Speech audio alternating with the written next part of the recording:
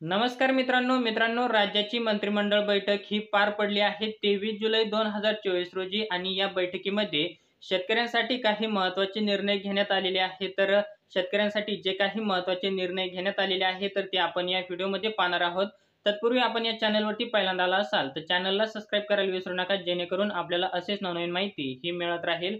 मित्रांनो, आपण येथे पाहू शकता मंत्रिमंडळ निर्णय 23 जुलै 2024 शेती पिकांचे नुकसान ठरविण्यासाठी अद्ययावत प्रणाली विकसित करणार.